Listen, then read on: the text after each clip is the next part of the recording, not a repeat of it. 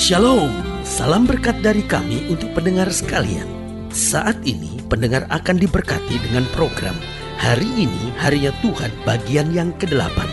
Sebuah program rohani tentang doktrin Alkitab yang menolong kita untuk semakin tertanam dalam kebenaran firman dan bertumbuh dalam kemuliaan. Bersama hambanya, Pendeta Gilbert Lumuendo, STH. Banyak orang merasa doktrin Alkitab sebagai sesuatu yang membingungkan. Tetapi tahukah saudara bahwa doktrin Alkitab intinya adalah memahami Alkitab dengan benar, dengan pemahaman yang sistematis, sehingga kita terus dapat tertanam di dalam kebenaran firman, sehingga kita terus bertumbuh di dalam kemuliaan Allah. Buka hati saudara sekalian untuk menerima berkat-berkat firman-Nya hari ini. Salah satu hal yang sebenarnya sangat sederhana, tetapi yang sangat harus dijaga oleh anak-anak Tuhan, yaitu jangan sampai kita terpengaruh. Karena Alkitab berkata kita memang ada di dunia, tetapi kita bukan berasal dari dunia ini. Berarti di dunia ini kita punya a special mission. We are the ambassadors of heaven. Kita ini duta-duta kerajaan sorga. Jadi karena itu kita harus jaga pasti jangan sampai hidup kita terpengaruh. Karena Alkitab bilang kalau garam itu sudah tidak asin lagi, dia akan dibuang dan diinjak-injak orang. Berarti hidup ini harus punya prinsip. Jangan sampai kita terpengaruh. Yang pertama, terpengaruh dengan cara bercanda orang dunia. Hal sederhana sekali. Kadangkala kita anak Tuhan di gereja, luar biasa. Hidup suci, kudus, pelayanan, memperhatikan tugas gereja luar biasa. Tetapi jatuhnya banyak anak-anak Tuhan seringkali cara bercandanya, ini kan cuma bercanda pendeta. Lalu dalam cara bercandanya memasukkan unsur-unsur cabul misalnya. Ini kan cuma bercanda. Loh, Alkitab kan bilang apa yang dari dalam hati timbul keluar. Kalau kita udah mulai cara bercanda kita memasukkan unsur-unsur cabul, lalu pegang sana pegang sini, betul mungkin cuma bercanda, ya kan? Tetapi nggak pantas. Kita bukan berasal dari dunia ini. Kita harus memuliakan Tuhan, bukan hanya pada saat kita di gereja, tetapi juga dalam keseharian kita. Ketika cara bercanda kita senangnya itu menjatuhkan orang, meremehkan orang, menghina orang lain, saudara yang kasih dalam Tuhan, saya khawatir itu pun sesuatu yang tidak disukai oleh Tuhan. Karena Alkitab berkata dalam segala perkara muliakanlah Tuhan. Jangan sampai cara bercanda kita sama dengan orang dunia ini. Sebagai hamba Allah, saya mau bilang itu sesuatu yang simpel. Tetapi ingat, ada banyak orang jatuh bukan karena batu besar, tetapi justru karena batu-batu yang kecil. Itu sebabnya mulai dari hal-hal yang kecil kita tidak boleh terpengaruh, iya kan? Bukan berarti kita tidak boleh bercanda, sangat boleh saudara. Tetapi jangan pakai cara bercanda yang membiarkan diri kita dipengaruhi oleh dunia ini. Artinya ada hal-hal cabul di dalamnya, ada hal-hal yang menyakitkan orang, ada hal-hal yang menghina, ada orang yang menghujat orang. Nah, ini yang harus kita jaga. Yang kedua, jangan sampai kita terpengaruh dengan emosi orang dunia, ya kan? Orang dunia menganggap bentak maki orang itu biasalah kalau memang orangnya salah. Loh, kita kan berbeda. Berarti kan kita harus mengontrol diri, karena Alkitab bilang kuasai diri, jadilah tenang supaya kamu dapat berdoa. Alkitab bilang orang yang mengendalikan diri itu melebihi seorang pahlawan yang merebut kota. Berarti bukan hanya hal kecil seperti cara bercanda kita, tetapi juga emosi kita harus kita kontrol. Sehingga Alkitab bilang segala sesuatu memang diperbolehkan, tapi tidak segala sesuatu berguna. Segala sesuatu diperbolehkan, tapi tidak segala sesuatu membangun. Artinya jangan sampai hidup kita ini tidak berguna dan tidak membangun, kan begitu.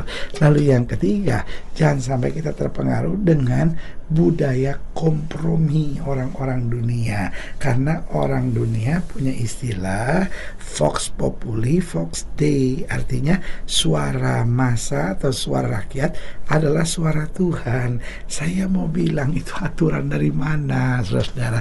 Jadi kalau rakyat semua korupsi, itu suara Tuhan.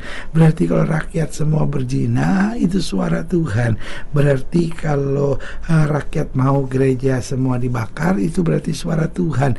Enak saja, saudara. Suara Tuhan adalah suara Tuhan. Artinya apa? Suara Tuhan tidak membutuhkan mayoritas atau minoritas. Tidak berarti makin banyak pengikutnya itu pasti Tuhan. Salah besar, saudara. Bahkan kalimat itu dapat saya sebut menyesatkan. Kenapa? Karena itu yang membuat banyak manusia kompromi. Tapi sebagai hamba Allah, saya mau bilang, walaupun kita berdiri tegak sendiri, tidak ada yang bersama kita. Suara Tuhan adalah suara Tuhan. Jangan pernah kompromi, jangan miring ke kiri maupun miring ke kanan. Tetap berjalan kehendak Tuhan. Dan yang keempat, jadi ingat ya, jangan sampai kita terpengaruh dengan cara bercandanya orang dunia, dengan emosinya orang dunia, dengan budaya komprominya orang dunia. Lalu juga yang keempat, dengan pola pikir orang dunia yang gampang putus asa, gampang menyerah, gampang menghalalkan segala cara. Jangan. Tetapi Alkitab bilang, apa yang benar, apa yang mulia, apa yang sedap didengar, pikirkan semuanya itu. Makanya Paulus berkata, kami memiliki pikiran Kristus. Berarti pola pikir kita harus berbeda. Makanya Alkitab bilang, biarlah kita menerima pembaharuan pemikiran, renewal of your mind. Ada pembaharuan pikiran, changing of your mindset, ya kan, perubahan cara pola pikir kita, sehingga kita dapat berkata, aku hidup, tapi bukan lagi aku yang hidup, tapi Kristus yang hidup di dalam aku. Haleluya. Selamat datang dalam program kita hari ini, harinya Tuhan, sebuah program rohani yang kembali mengingatkan kepada kita betapa pentingnya kita menjadikan firman Tuhan sebagai dasar keseharian hidup kita. Karena selama kita jadikan firman Tuhan sebagai dasar keseharian hidup kita, langkah-langkah ke depan kita penuh dengan kepastian, kemenangan, berkat, mujizat, dan perkara-perkara besar. Haleluya. Dan dalam program ini kita sedang membahas tentang janganlah kamu berbuat seperti itu. Artinya kita jangan terpengaruh, kita harus punya prinsip, kita harus berbeda dengan dunia ini. Haleluya. Nah, saudaraku yang kasih dalam Tuhan, dalam pembahasan tentang janganlah kamu berbuat seperti itu, kita mau sama-sama belajar dari Ulangan pasal 12, Ulangan pasal yang ke-12 ayat yang pertama, Ulangan 12 ayat pertama sampai ayat yang ke-7, Ulangan 12 ayat 1 sampai 7. Demikian firman Tuhan di bawah judul perikop satu tempat ibadah, Ulangan 12 ayat 1 sampai ayat yang ke-7. Inilah ketetapan dan peraturan yang harus kamu lakukan dengan setia di negeri yang diberikan Tuhan Allah nenek moyangmu kepadamu untuk memilikinya selama kamu hidup di muka bumi. Kamu harus memusnahkan sama sekali segala tempat di mana bangsa-bangsa yang daerahnya kamu duduki itu beribadah kepada Allah mereka, yakni di gunung-gunung yang tinggi, di bukit-bukit, dan di bawah setiap pohon yang rimbun. Mesbah mereka kamu harus robohkan, tugu-tugu berhala mereka kamu remukkan, tiang-tiang berhala mereka kamu bakar habis, patung-patung Allah mereka kamu hancurkan, dan nama mereka kamu hapuskan dari tempat itu. Jangan kamu berbuat seperti itu terhadap Tuhan Allahmu. Lihat, saudara yang kasih dalam Tuhan, jelas Tuhan bilang ada pemisahan, jangan kompromi, jangan sama seperti dunia, ayat 5. Tetapi tempat yang akan dipilih Tuhan Allahmu dari segala sukumu sebagai kediamannya untuk menegakkan namanya di sana, tempat itulah harus kamu cari, dan kesanlah kamu harus pergi. Kesanlah harus kamu bawa korban bakaran dan korban sembelihanmu, persembahan persepuluhanmu dan persembahan khususmu, korban nasarmu dan korban sukarelamu, anak-anak sulung lembu sapimu dan kambing dombamu. Di sanalah kamu makan di hadapan Tuhan Allahmu dan bersukaria, kamu dan sisi rumahmu, karena dalam segala usahamu engkau diberkati oleh Tuhan Allahmu. Haleluya. Saudaraku yang kasih dalam Tuhan, Tuhan bicara tentang berkat yang Dia sediakan, tetapi Dia juga ingatkan jangan kamu berbuat seperti itu. Artinya hidup Kristen harus memiliki standar sorgawi. Lalu mungkin standar sorgawi dalam apa? Yang pertama, standar sorgawi dalam perkataan. Saudara, ini penting sekali karena Alkitab berkata, ingatlah bahwa segala perkataan kita pada akhirnya di dalam pengadilan Kristus harus kita pertanggungjawabkan, karena Alkitab sudah bilang apa saja yang kamu ucapkan, kalau kamu tidak bimbang tetapi percaya, itu yang akan terjadi. Berarti jelas perkataan kita yang pertama harus membangun, yang kedua perkataan kita harus mengandung iman, yang ketiga perkataan kita harus menenteramkan, dan yang keempat perkataan kita harus mengandung firman sehingga menuntun pada mujizat dan kemenangan. Haleluya. Jadi yang pertama jelas standar surgawi kita yang pertama harus dari perkataan kita. Lalu yang kedua, standar surgawi kita harus dalam keputusan-keputusan kita. Orang dunia ngambil keputusan sembarangan, orang dunia dasar keputusan yang cuma sederhana. Ini menguntungkan enggak? Ini enak enggak? Ini menyenangkan buat saya enggak? Ini mendatangkan hasil yang baik buat saya enggak? Orang dunia enggak bisa bedakan mana yang benar, mana yang salah, mana yang halal, mana yang haram. Orang dunia enggak bisa bedakan mana yang baik, mana yang jahat. Pokoknya ini untung enggak?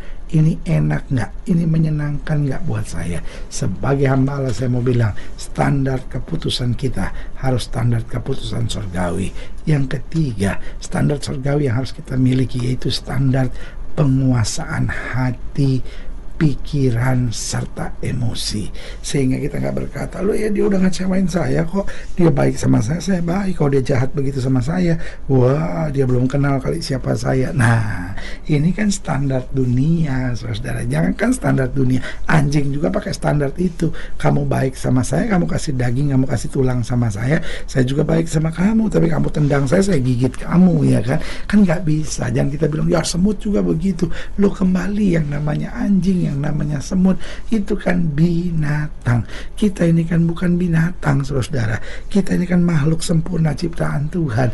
Berarti apa? Orang berbuat baik kepada kita, kita berbuat baik kepada orang. Orang merancangkan yang jahat buat kita, kita tetap memberkatinya. Haleluya. Dan yang keempat, standar surgawi kita bukan hanya standar dalam perkataan, standar dalam keputusan, standar dalam penguasaan hati, pikiran, dan emosi. Yang keempat, tapi juga standar dalam kekuatan kita ketika kita menghadapi masalah. Jadi jangan berkata, ya semua orang juga ngadapin begini mana kuat. Loh, orang dunia menghadapi itu mungkin gak kuat, tetapi Alkitab bilang roh yang di dalam kita lebih besar. Artinya gini, waktu kita menghadapi masalah, kita gak mengandalkan kekuatan kita sendiri, kita mengandalkan Roh Kudus, kita mengandalkan hikmat Tuhan, kita mengandalkan anugerah dan kasih karunia Tuhan, sehingga kita dapat berkata, di tengah masalah sekalipun, semakin hari aku semakin kuat dalam pemeliharaan dan tuntunan Tuhan. Haleluya. Saudara yang kekasih dalam Tuhan, jika saudara ingin dilayani lebih jauh, hubungi kami melalui telepon, hubungi kami melalui surat, kunjungi website kami, karena kami ada untuk membawa Bapak Ibu saudara senantiasa lebih dekat pada Tuhan dan mengalami kasih kuasa mujizat yang luar biasa. Haleluya. Secara khusus melalui program ini juga saya mau berdoa buat setiap saudara yang sakit, setiap saudara yang berbeban berat, karena saya percaya bahwa bagi Allah tidak ada perkara yang mustahil. Nah, saudara-saudara yang didoakan secara khusus, boleh taruh tangan kanan saudara di dada dan kita akan berdoa. Mari kita berdoa.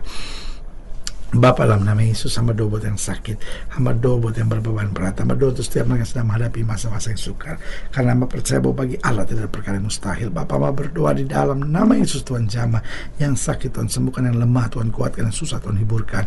Bahkan mereka yang taruh tangan kanannya di dada, karena mungkin selama ini kompromi dan terpengaruh dengan dunia ini. Bapa, hamba berdoa di dalam nama Yesus, sehingga kami boleh terus menjadi saksi, jadi berkat, jadi garam, jadi terang, sehingga lewat kehidupan kami, baik perkataan kami, keputusan kami, penguasaan hati, pikiran, dan emosi kami, maupun kekuatan kami dalam menghadapi masalah, selalu memiliki standar surgawi. Di dalam nama Yesus kami berdoa. Haleluya. Amin. Saudaraku yang kasih dalam Tuhan, kita sudah berdoa. Ingat, Allah tidak pernah lalai menepati janjinya. Ini saatnya buat kita untuk bangkit, bersemangat, bersuka cita dalam menghadapi segala perkara, karena kita tahu Yesus hidup, Yesus berkuasa, dan selalu melakukan yang terbaik buat anak-anaknya. Doa saya menyertai saudara. Sampai berjumpa pada program berikut, dan jangan lupa jadikan hari ini harinya Tuhan. Haleluya.